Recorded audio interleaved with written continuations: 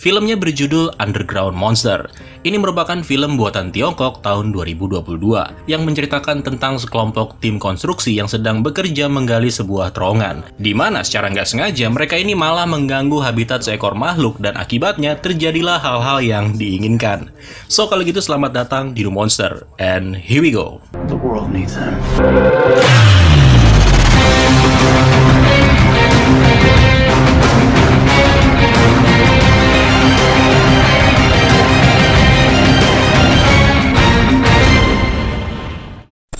Suatu hari di sebuah tempat, tepatnya di dalam terowongan bawah tanah, tampak para pekerja yang sedang melakukan proyek pembuatan jalur kereta bawah tanah. Di tengah aktivitasnya, para pekerja ini secara nggak sengaja menemukan sebuah lubang yang misterius. Ketika diperiksa, lubang tersebut mengeluarkan aroma yang nggak enak. Mereka lalu memutuskan untuk mencari tahu apakah ada sesuatu di dalamnya. Mereka terkejut ketika melihat tumpukan sampah yang berukuran sangat besar.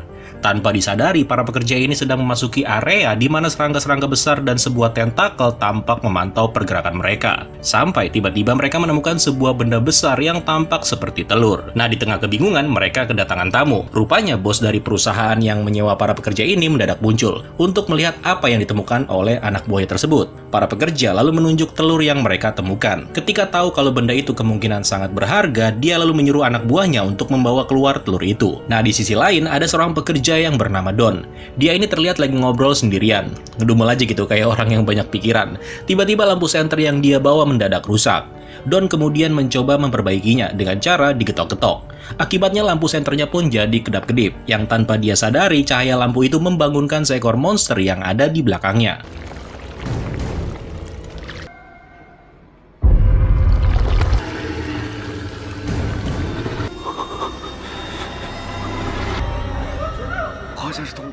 Para pekerja yang mendengar teriakan temannya langsung mendatangi Don. Kini suasana menjadi tambah mencekam ketika semua orang yang ada di sini mendengar suara-suara yang aneh. Dan benar aja, sebuah tentakel muncul dan menangkap salah seorang pekerja. Seketika semua orang menjadi ketakutan. Pak Bos kemudian memerintahkan semua orang untuk melarikan diri. Tapi karena panik, beberapa orang malah berlari ke arah di mana si monster sudah menunggu.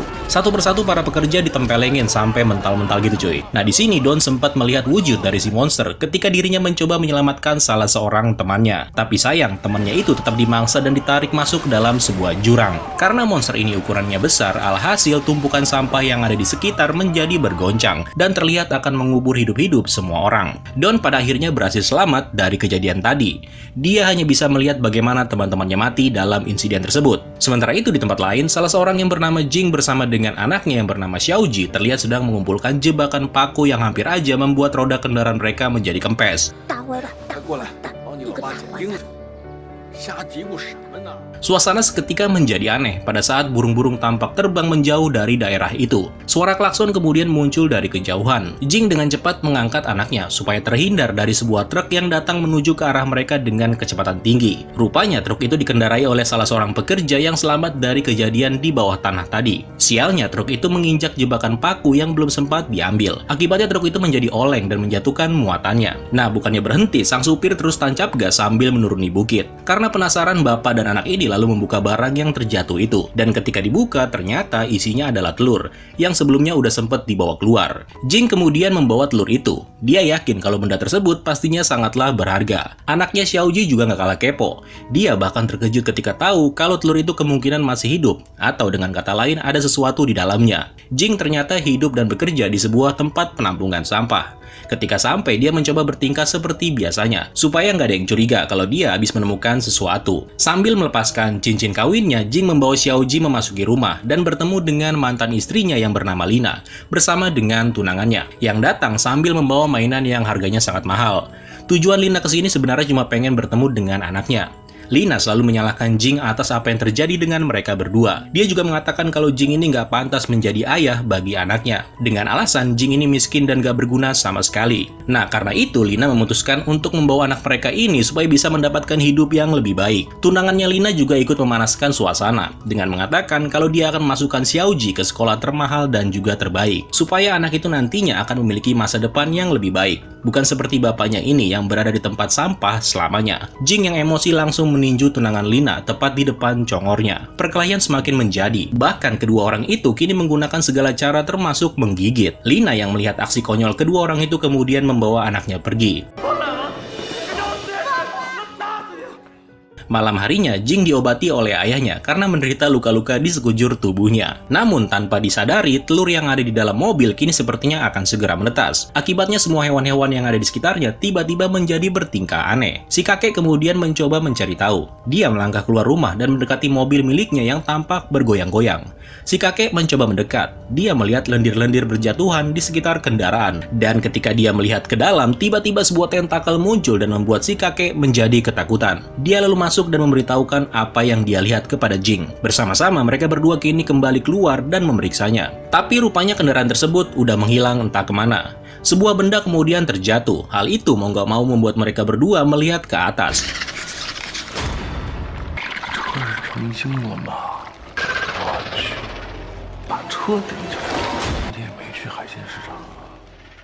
Makhluk itu kemudian masuk ke dalam mobil dan membuat kendaraan tersebut terjatuh kembali ke permukaan tanah. Tanpa basa-basi, makhluk itu kemudian menyerang Jing dan juga bapaknya. Akibatnya mereka berdua langsung kabur dan masuk ke dalam rumah. Tapi nggak berapa lama, mereka mendengar suara kendaraan yang mendekati tempat ini. Ternyata itu adalah mantan istrinya Jing yang datang untuk mengantarkan anaknya kembali. Tapi sayang, Jing terlambat untuk memberitahukan anaknya kalau ada seekor monster yang akan memangsa dirinya.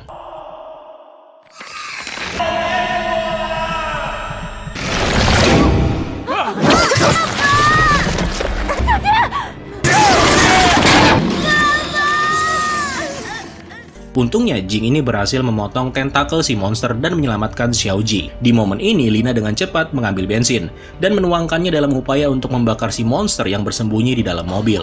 Dia lalu melemparkan pematik yang kemudian membuat kobaran api dan kemudian membakar makhluk itu. Setelah kejadian itu, Jing akhirnya tahu kalau monster tadi muncul diakibatkan telur yang dia curi sebelumnya. Namun tiba-tiba tunangan Lina datang bersama dengan anak buahnya. Dia datang setelah Lina menghubunginya. Kita panggil dia Wang aja ya. Nah, setelah tahu kalau nggak ada yang terluka dalam kejadian yang diceritakan kepadanya, Wang ini mendadak marah kepada Lina karena telah memanggil dia ke sini. Akibatnya dia harus merelakan pertemuan penting dengan rekan bisnisnya. Wang juga merasa kalau Lina hanya membesar-besarkan masalah aja, karena menurut dia masalah begini cuma masalah sepele. Dia nggak tahu aja cuy, yang dilawan bukan manusia. Dan bener aja, tiba-tiba ruangan menjadi bergetar, bersamaan dengan lampu yang mulai padam. Jing perlahan-lahan mulai mencari tahu apa yang sedang terjadi. Dia sadar kalau sesuatu yang besar sedang menunggu di luar.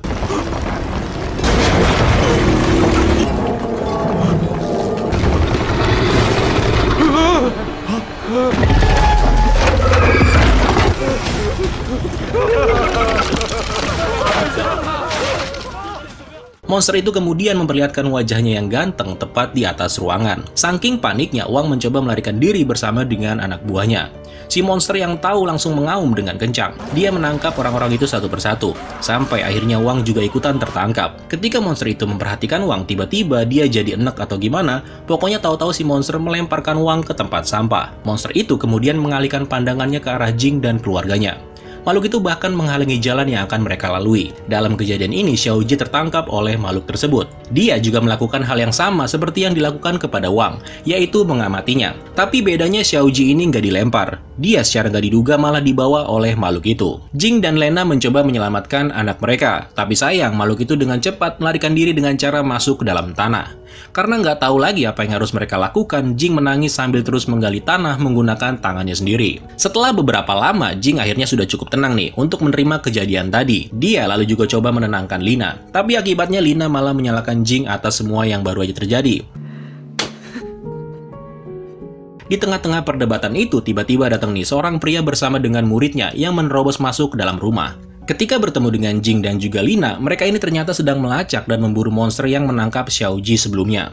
Mereka bernama Jia dan juga Lei. Jia adalah seorang ahli biologi di bidang kelautan, sementara Lei merupakan muridnya. Nah, pada saat Profesor Jia sedang memeriksa tentakel milik si monster yang dibakar sebelumnya, dia mengatakan kalau kemunculan monster itu kemungkinan disebabkan oleh ulah manusia, yang kemudian membunuh keturunannya. Pada saat di bagian awal tadi kan kita tahu tuh kalau akibat ulah manusia mengakibatkan habitatnya hancur. Terus belum lagi telurnya juga hilang. Karena itu si monster kemungkinan sedang mencari anaknya yang hilang dengan mencium baunya. Nah, anaknya si monster sebelumnya itu kan ngeluarin lendir tuh. Terus udah gitu sempat juga tuh nangkep Xiaoji kan. Karena itu si monster tadi salah mengira kalau Xiaoji sebagai anaknya sendiri. Menurut Li, kemungkinan Xiaoji pastinya masih hidup. Sementara itu Xiaoji kini tersadar dan berada di sarang monster. Sebuah ruangan besar dengan banyak tumpukan sampah di dalamnya. Perlahan-lahan monster itu menampakkan dirinya, sehingga membuat Xiaoji lari ketakutan. Si monster kini juga memperlihatkan mukanya yang serem itu tepat di hadapan Xiaoji. Nah, karena mungkin menganggap Xiaoji sebagai anaknya, makhluk itu kemudian menjilatnya, yang seakan-akan menggambarkan betapa besar rasa sayangnya. Karena bingung dengan kelakuan Xiaoji, si monster menjadi marah dan mengaum tepat di muka Xiaoji. Tapi tiba-tiba suara musik terdengar yang menyebabkan si monster menjadi kebingungan. Ternyata suara itu berasal dari dalam perutnya sendiri.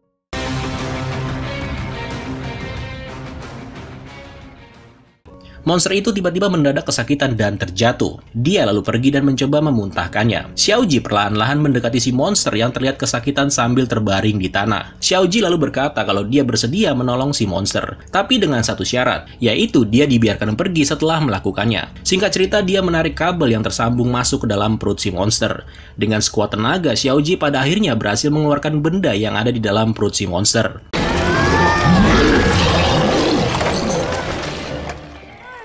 Nah, setelah itu si monster segera bangun dan mengangkat Xiaoji. Monster ini sebenarnya berusaha untuk berterima kasih karena telah menyelamatkan nyawanya. Dia kemudian menurunkan Xiaoji kembali, dan setelah itu si monster langsung rebahan dan berniat untuk beristirahat. Sementara itu Profesor Jia kini membawa Jing dan Lina ke laboratorium miliknya, tempat di mana dia menyimpan banyak sekali patung-patung monster termasuk ular raksasa dan juga monster salju setinggi 200 meter. Mereka ini berencana untuk menyelamatkan Xiaoji, karena itu Profesor Jia membutuhkan beberapa perlengkapan. Rencananya dia juga akan membawa obat bius yang akan digunakan melawan si monster. Dan bukan cuma itu, dia juga mempunyai semacam senjata kimia yang sanggup membunuh makhluk apapun.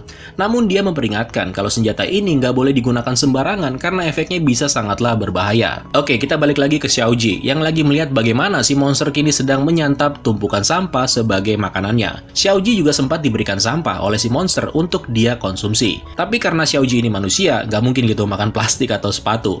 Xiaoji mulai memperhatikan kalau mungkin aja monster ini mengkonsumsi sampah dikarenakan gak ada lagi yang bisa dia makan selain sampah. Nah, di momen ini Xiaoji sudah merasa dekat dengan si monster. Berkali-kali mereka ini terlihat bermain dan tertawa bersama-sama.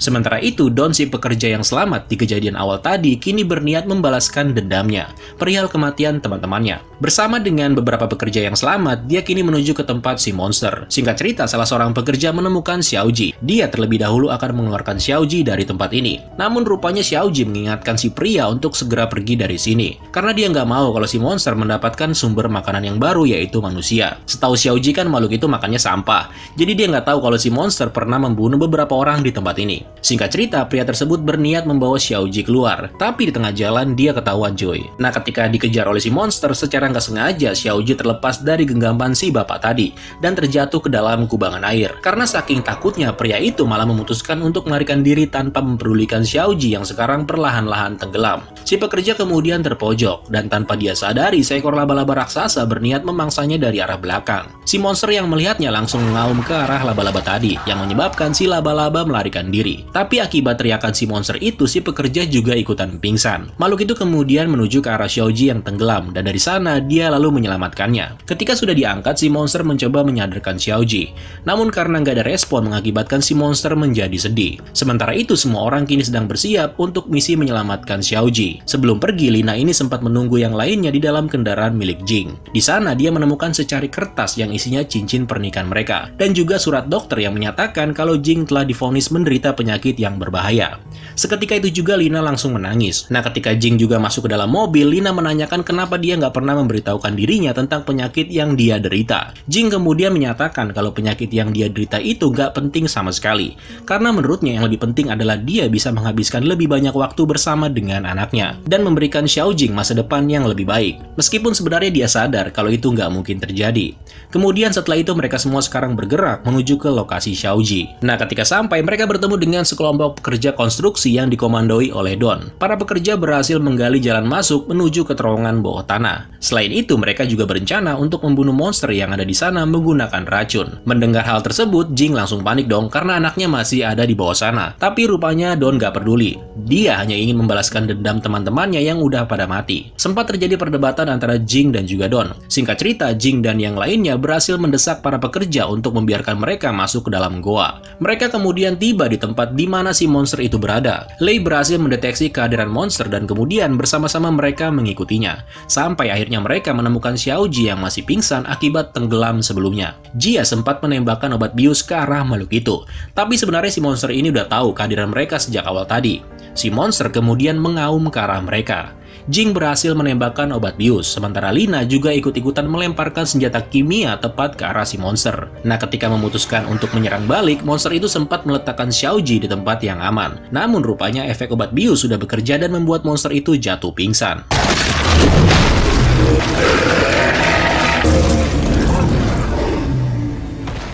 Profesor Jia kemudian mengambil sampel darah si monster, sementara Jing berusaha menyelamatkan anaknya. Namun ternyata monster itu tersadar kembali. Makhluk itu kini menjadi sangat marah, tapi tiba-tiba sebuah anak panah meluncur ke arah si monster.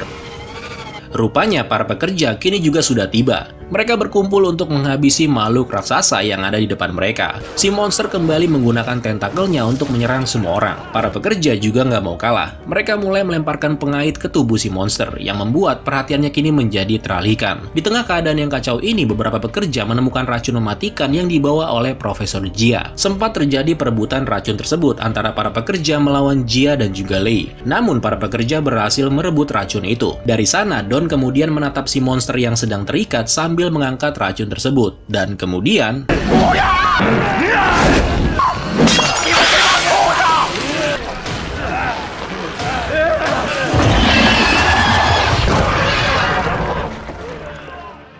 Don bahkan menambah penderitaan si monster dengan menembakkan anak panah tepat ke dadanya. Nah, Xiaoji yang sudah sadar menjadi kaget ketika melihat si monster sedang disiksa oleh orang-orang yang ada di sini. Berkali-kali para pekerja juga melemparkan racun ke arahnya. Xiaoji lalu berteriak sambil menangis dan meminta para pekerja untuk menghentikannya. Si monster yang mendengar jeritan Xiaoji langsung menoleh. Monster itu tampak senang begitu tahu kalau temannya masih hidup. Si monster kini seperti mendapatkan tenaga baru untuk bisa melawan orang-orang yang terus menyiksanya. Monster itu lalu mengamuk dan melemparkan para pekerja. Satu pekerja mencoba menggunakan dinamit, tapi lagi-lagi dia juga kena tempeleng. Sialnya, bom tersebut malah mental ke arah Xiaoji dan juga orang tuanya, yang kemudian menyebabkan Xiaoji terjatuh. Untungnya si monster dengan cepat nih berhasil menyelamatkan Xiaoji. Tapi tiba-tiba Jing menyadari kalau tumpukan sampah dengan ukuran yang sangat besar akan jatuh dan menimpa Xiaoji. Dan di luar dugaan, rupanya si monster melindungi Xiaoji menggunakan tubuhnya. Si monster menderita luka yang sangat parah. Nah, kesempatan itu kemudian diambil oleh para pekerja untuk menghabisi si monster. Mereka mulai menusuk monster itu menggunakan senjata tajam. Para pekerja ini sudah nggak punya perasaan. Mereka hanya mementingkan balas dendam terhadap teman-temannya.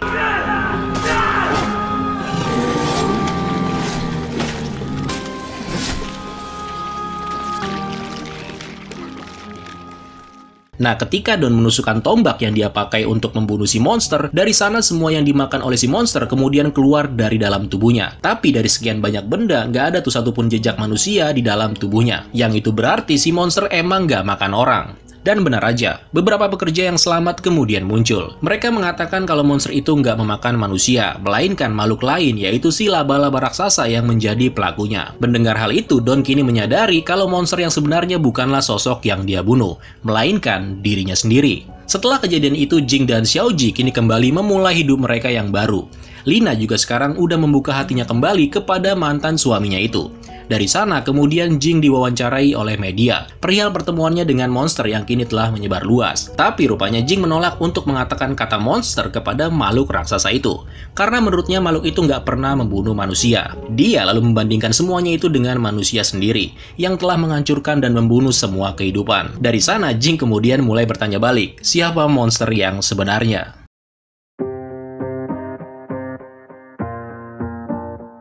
Ending yang menyedihkan nih, sekaligus menjadikan sebuah sentilan kepada orang-orang kalau masih ada banyak masalah lingkungan yang terjadi sampai sekarang ini. Mulai dari masalah sampah sampai penggunaan bahan-bahan kimia berbahaya. So, kalau gitu sekian dulu untuk hari ini. Terima kasih buat kalian yang sudah menonton sampai habis. Dan sampai jumpa di video selanjutnya. Keren lo semua. Ciao. And let's be honest, life's a competition. So if I'm going to play, then I'm gonna play to win it.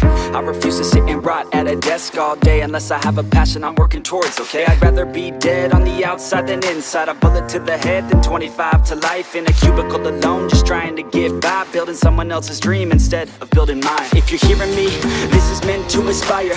If you have a dream or if you have desires, a girl in your life that's making you feel that fire, go fight for her man, go die for her man, cause you only have one life, one chance to do it, one chance to prove it to yourself, so don't lose it. You got this, fam, just keep pushing on.